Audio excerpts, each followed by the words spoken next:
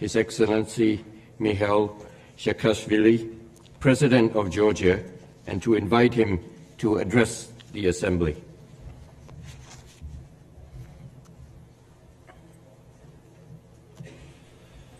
Mr. President, Your Excellencies, distinguished delegates, it is a great honor to represent once again my beloved nation at this rostrum.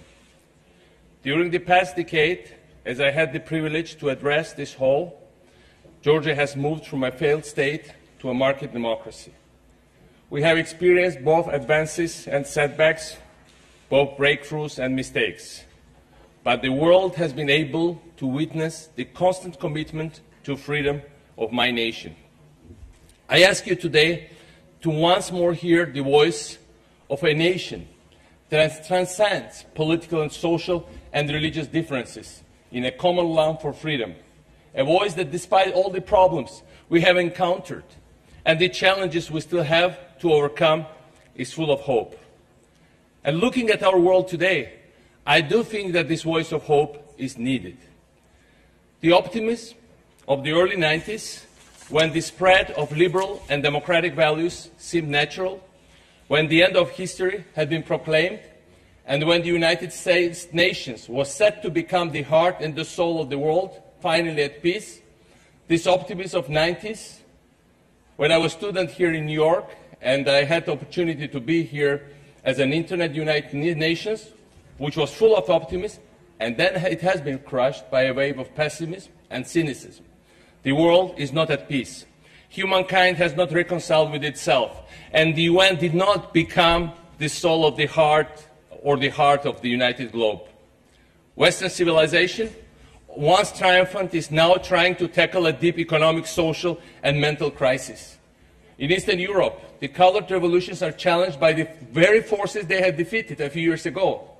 In the Middle East, the glorious images of cheering crowds of Cairo and Tunisia had been replaced by the horrendous videos of the gas children of Damascus. There are many good reasons to be disillusioned. But should the dogmatic optimism of the 90s be replaced by an equally dogmatic pessimism, by the sense of resignation that suffocates hope?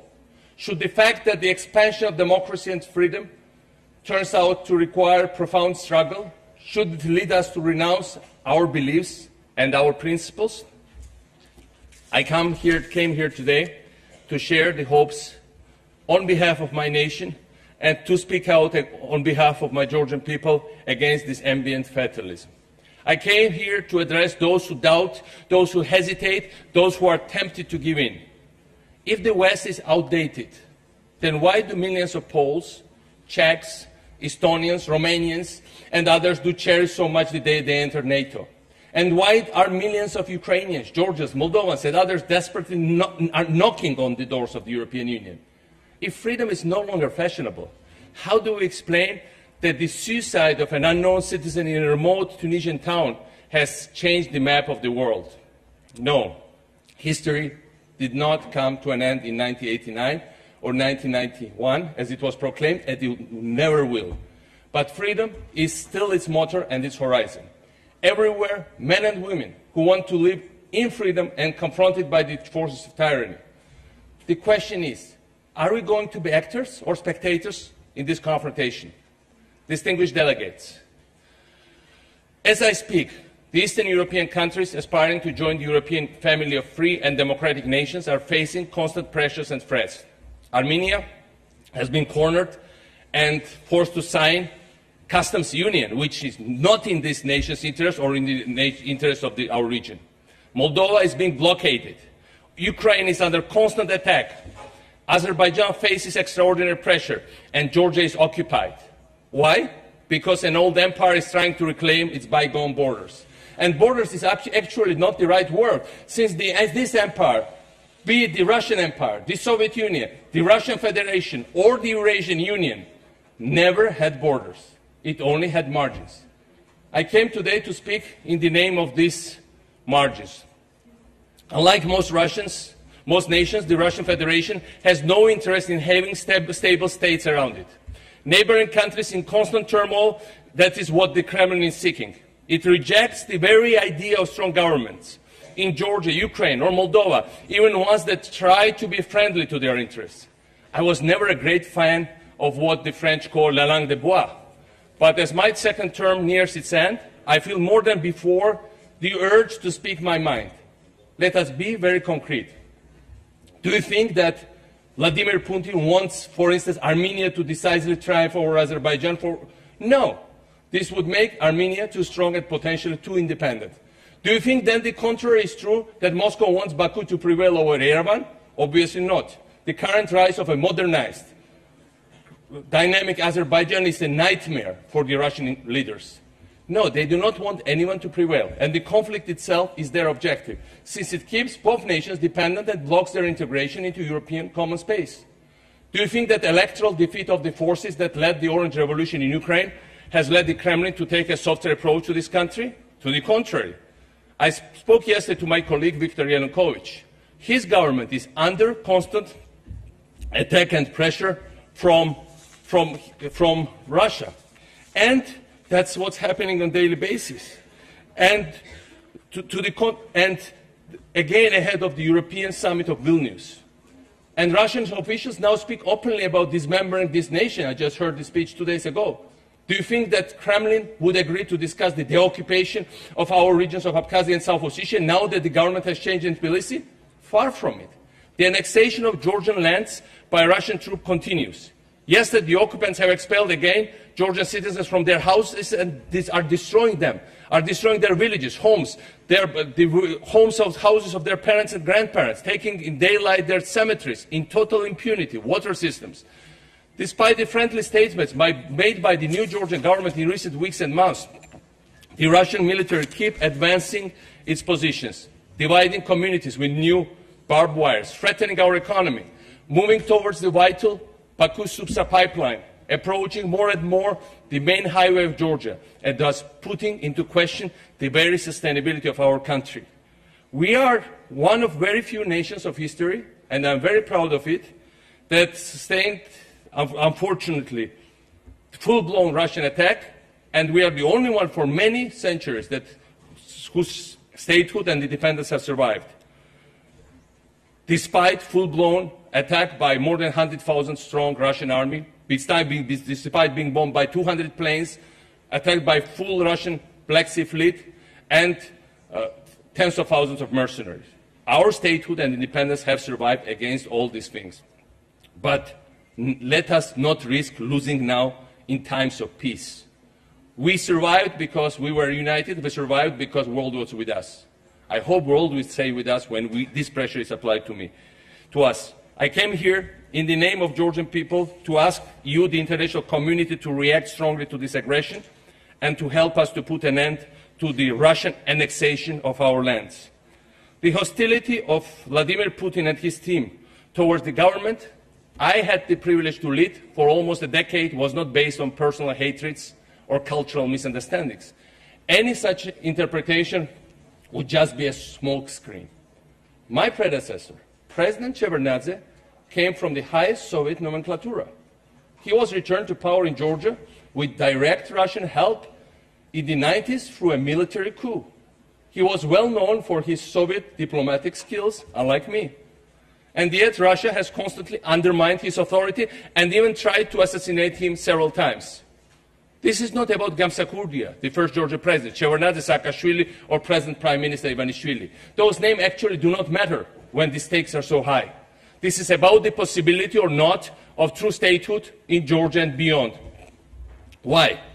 Because the current Russian authorities know perfectly well that as soon as strong institutions are built in Ukraine, Georgia, Moldova, or any other place, as soon as functioning states emerge, such institutions, such states, will reflect and enforce the will of their people, which is to become fully independent and move towards Europe. The Georgian experience of successful reforms and the creation of functioning state was therefore considered a virus that could and would contaminate the whole post-Soviet region. We became the least corrupt country in Europe, world's #1 reformer according to the World Bank, one of the top places to do business, the least criminalized country in Europe after being one of the most criminalized ones. And that was the virus that should have been eliminated by every means possible. This is why the Georgian nation has suffered an embargo, a war, an invasion, and an occupation, all since 2006. But this also is why the resistance of the Georgian people and the resilience of Georgian democracy are of the utmost importance for the whole region. Dear colleagues, the efforts to roll back the advances of the EU and NATO in our region, progress based on the will of our people, are becoming even more intense. These efforts have a name: the Eurasian Union. It makes me sick when KGB officer Vladimir Putin lectures the world about freedom, values, and democracy. This is a list of the things he can do to the world, being a dictatorial leader of one of the last empires left. But this new project is much more dangerous than his lectures. The Eurasian Union has been shaped as an alternative to the European Union and unveiled by Vladimir Putin as the main project of his new presidency, new Russian empire. Because European and Euro-Atlantic integration take a lot of time and require tremendous efforts, because there are moments when you might think you are pursuing a mirage, because the threats becoming so strong, the pressure so direct, while the promises seem so far away, some people in our region might fall victim to fatigue and ask themselves, why not? Today, I want precisely to explore this why not. Much more than with a choice of foreign policy or international alliances, our nations are confronted with choice of society, a choice of life. Our people have to decide whether they accept to live in a world of fear and crime, a world in which differences are perceived as threats and minorities are punching bags, a world in which opponents are faced with selective justice or beatings, a world, my dear friends, that we all know very well in our region and in some other regions in the world, since this is the world from which we are coming. The Eurasian Union is both our recent past and the future, shaped for us by some ex-KGB officers in Moscow. On the opposite side, our revived traditions and our centuries-old aspirations led us towards another world called Europe. European societies are far from perfect, and we all know that. There too, you can have fears, doubts, angers, hatreds, social inequalities. But there, at the same time, meritocracy prevails over nepotism. Tolerance is a fundamental of public life. Current opponents are the future ministers and not the prisoners to be or the enemies to beat. The choice, when it is put like that, is so obvious for the people of our region that some Kremlin strategists, they call themselves politechnologists, have decided to cancel the truth and have shaped lies that they are spreading throughout Ukraine, Georgia, Moldova, and many other places. Their mouthpieces in our respective countries, this conscious or unconscious risk column, identify the European Union with the destruction of family values, erosion in national traditions, and the promotions of gays and lesbians, undermining our traditional religions. Strangely, in recent years, and even more in recent months, we hear in Tbilisi, Kiev, Chisinau, the same ugly music that was first orchestrated in Moscow. We hear that our traditions are collapsing under the influence of the West, that Christian holidays will be replaced by gay pride events, and churches by multicultural Disneylands. We hear that our Orthodox identity is under threat. And after all, here we come, we hear that we share with our former masters a common respect for decency and traditions. Are we so naive to believe these lies of Putin and the others, as other generations did, allowing our sovereignty to be kidnapped? Are we so unfair to our ancestors to think that their memory would be honored by attacks on mosques or some pogroms? Are we so unaware of our history that we allow it to repeat itself endlessly? When we hear the fake music of Orthodox Brotherhood, sung by Russian imperialists, can't we hear the true voices of Patriarch Kirill, who was assassinated, or the eternal voice of the Patriarch Ambrosi Helaya, who was tortured during days and weeks, only because he appealed to the Geneva Conference against the invasion of his country? And he told his Russian interrogators, you can have my body, my flesh, but you will never have my soul. Are we so deaf as not to hear the voices of the killed bishops and priests tortured by Russian imperialists and Russian communists? Are we so uneducated we do not recall who has repainted our churches and erased our sacred frescoes? Are we so blind today not to see this destruction of our churches by the same people who erased our churches in the 19th century, Russians, now in the occupied territory? We need to know our history.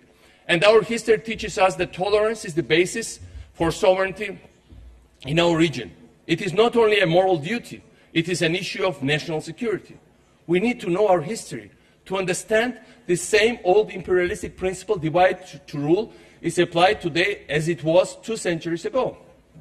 Looking at our region today, those who have some knowledge of the Caucasian history might remember the Armenian-Azerbaijani bloodshed of 1905, directly created by the Tsarist administration, and compare it to the beginning of the conflict in Karabakh in the late 80s. The Russian army was present there in large numbers, and in front of its eyes, the war started, and they were pretending to help both sides, in fact, stirring up the conflict. They might recall, as I do too well, the beginning of the war in Georgian region of Abkhazia in the early 90s, when Georgian paramilitary groups were getting their weapons from the same Russian troops who were actually leading, directing, assisting the Abkhaz militia and bombing the Georgian territory, and bringing in Chechen mercenaries in order to kill any form of solidarity between nations of North and the South Caucasus.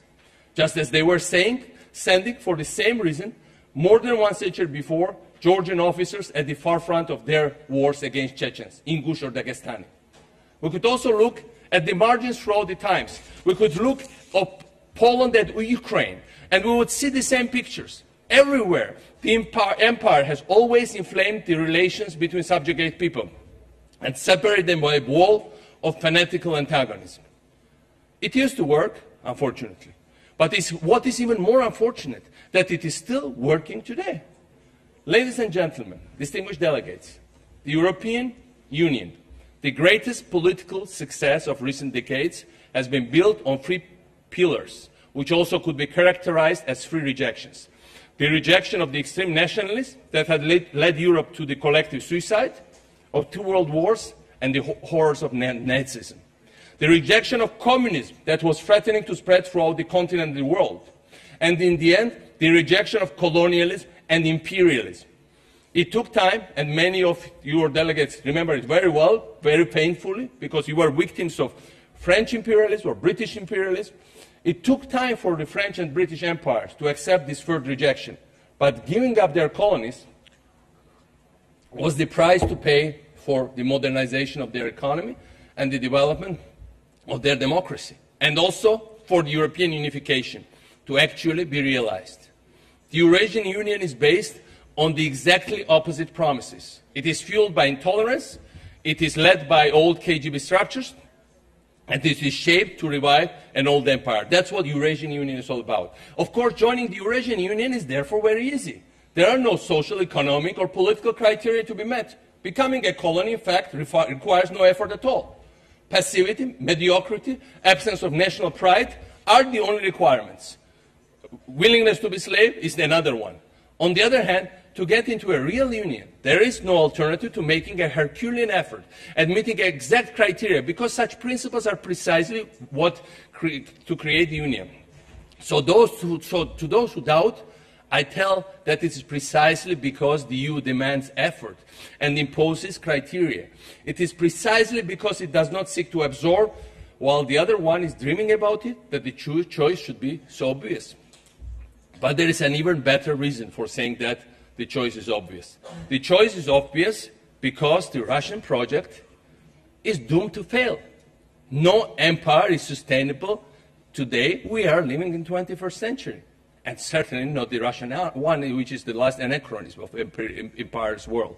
If we look back at history, France and the UK have lost their colonies, not only because these colonies fought there for independence, but also because people in Paris and London ultimately did not believe anybody anymore in their empire. Exactly the same is happening in Russia nowadays. The imperial dream is being rejected, first at its margins, as we have seen, but most crucially, perhaps the idea of the empire is rejected at its very center. Such a rejection does not manifest itself only in public protests, or in rising polls of the opposition of the main cities of Russia. It expresses itself in the universal cynicism of Russian elites towards Putin's Eurasian vision. The very people who are supposed to serve it do not believe in the viability of the project. Rejected at its margins, rejected at its centers, the imperialistic path will come to a dead end, and the Eurasian Union will fail, and Russia will, after all, become a nation state with borders instead of margins. Real country with real borders. Then it will start to seek stable relations with stable neighbors. Then cooperation will replace confrontation. It will happen, and much sooner than people think, to the benefit of the margins, but most of all to the benefit of the Russian people themselves. It will happen because the imperial project is absurd for a generation of Russian citizens who are among the most enthusiastic users of the internet in the world. It will happen because ethnic discrimination that Russia is using inside its territories is not going to consolidate and make Russia more strong and United States. It will happen because the endless resources provided by the revenues of oil and gas are challenged by perspectives offered by the exploitation of shale gas and shale oil. Shale gas revolution is really undermining the last authoritarian empire in the world. It will happen because gas alone does not replace economic modernization. It will happen because the occupation and the absence of justice. It will happen because the entire regions have been alienated by discrimination and violence. Because the people of Chechnya, Ingushetia, Dagestan, Tatarstan, Bashkortostan, and many other places have been so much persecuted that they do not feel part of any common project with central authorities in Moscow. It will happen because of frustrations, angers, hatreds are too strong, and unifying ideal is too absent. It will happen not in the coming decades, but in the coming years. Few years from now, you will recall my words, Vladimir Putin will have left the Kremlin and vanished from the Russian politics. Even if he says that he will be for another 20 years or some there. Russian citizens will remember him as a ghost from the old times, the times of corruption and oppression. Nobody knows whether this process will be calm or violent, whether his successor will be nationalistic or liberal, or both together. But what matters is something else. Russia will no longer be an empire.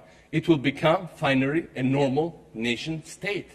This is the horizon we should prepare for, all of us together. Meanwhile, as our region will remain an area of confrontation, the formerly captive nations should unite their strengths instead of cultivating their divisions. Some leaders, some countries in the past had understood that. Freedom of one was depending on the freedom for all other subjugate nations. Like the Poland of many centuries, when they were dreaming about uniting all the persecuted people, or of Marshal Pilsudski, that was inviting all the oppressed people and their officers to unite under the flag of Polish independence and Polish military forces. But never had our ancestors benefited from a vast and powerful enough force that had understood its strategic interest was to preserve the sovereignty of each of our nations. Today, this force exists, and it is, with all its deficiencies, still the European Union. As we come closer to the Vilnius Eastern Partnership Summit, I would like to reiterate a call that I have made several times in recent years. By launching the Eastern Partnership as a response to the 2008 invasion of Georgia, the EU has offered to our nations a platform to cooperate under its benevolent umbrella. We should invest much more in it. We should develop common projects, first and foremost focusing on the necessary reforms that we should carry on together. Because reforms mean for all of us statehood and independence. Russian Empress Catherine II knew it well. And when Poland, despite the attempts from them, has started from Russians, started to implement successfully an ambitious program of reforms following the precepts of the French or British Enlightenment, she wrote a long and secret letter to Friedrich the Great. This letter was German Emperor. This letter was and remains one of the most impressive expressions of the nature and the strategy of the imperialistic project. It reads that ongoing reforms are dangerous both for Russia and Prussia, because they will turn Poland into a true state, that they need to be stopped, and that Poland should be attacked and dismembered because they are fully implemented, that they will never occupy it again. This letter will not sound unfamiliar to those who know how much Vladimir Putin was loathing the Georgian experience throughout these last decades. Because lots of Russians were asking, if this once corrupt Georgia, criminalized country, mafia-ridden country, disintegrated failed state could make it, why Russians cannot make it? This was an ideologically dangerous project. For the first time, an efficient nation state was being built in the Caucasus. And the reforms that had been crushed before had to be crushed before they could bear all their fruits. Ladies and gentlemen, unity should be our rule in Eastern Europe, including in the divided Caucasus. I have spoken about the beginning of the war in Abkhazia. I could have recalled an older scene that is very symbolic of the history of the Caucasus. And you know, that's at the end of the rebellion led by Shamil against the Russian Empire. After Shamil, the great Imam of Northern Caucasus, had surrendered himself, and the last Chechen leader still fighting, named Baysangur, had been wounded and captured. As they were going to hang him, the Russian officers gathered a crowd of Dagestani men to witness the execution. They ordered one of them to remove the chair on which Baysangur was standing in order to kill him. By doing so, Russians knew what they were doing. They wanted to fuel the local vendettas and oppose the people, which is an old tradition of the Caucasus. Seeing this, valiant commander Baysangur moved the chair himself, committing a forbidden suicide, forbidden under any religion and of course Islam, and preserving the relations between neighbors. But for one failure, how many successes this strategy has encountered among the Caucasian nations? It needs to come to an end. And this is why I have launched several projects during my presidency, reinforcing people-to-people contacts between North and South Caucasus. Projects focusing mostly on education and on university exchanges. That's why Georgian parliament has recognized genocide of Cherkessian people, one of the most unknown and tragic pages of the history of the world, when the whole nation was wiped out because their land was needed by the Russian Empire. We need to build on these efforts. We need to prepare for the times when the empire collapses, so that its legacy of hatred is swiftly overcome.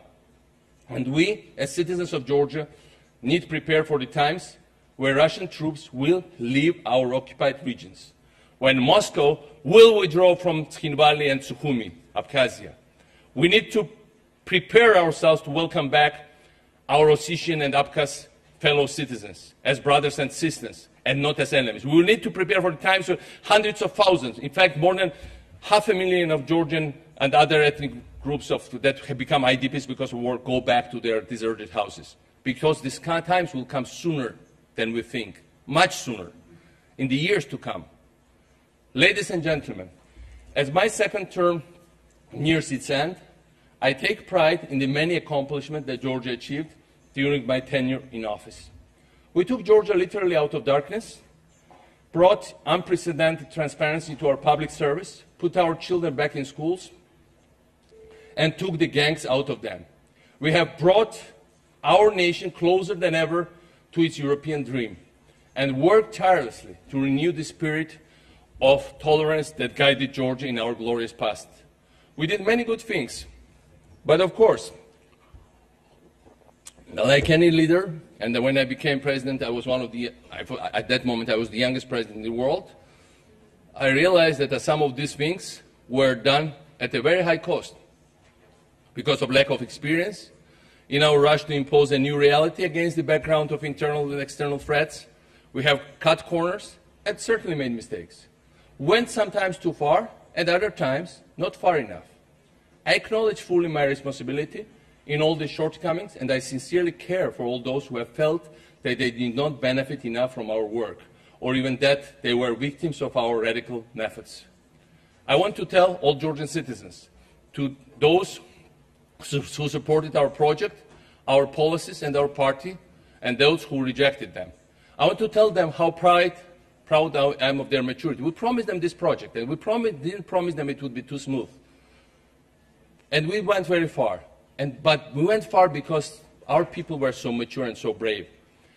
I want to tell them from this rostrum how humble I feel looking at the sacrifices and the efforts they have made. We are and should remain a nation united in a common love for freedom and dignity. We are and should remain a nation united in the deepest respect for the sacrifices made by our soldiers in Afghanistan, for instance. A nation sharing the same sorrow when they lose their lives and taking the same pride in their bravery. We are the nation that are proud of our soldiers that stood up to 100 times exceeding force of Russian invaders and gave us time, together with the world, to mobilize and protect and save our independence, something that, with all due respect, many of the nations in Europe couldn't do in the 20th century, much bigger and much more powerful than us. We are, and we should, remain a nation united in our historical identity, to join the European family of democratic nations. the family we should never have been separated from in first place, our family. The path of the Georgian people towards freedom, regional unity, and European integration is far from over, and I will continue to dedicate every day of my life to its success as a proud citizen of a proud nation. Thank you so much.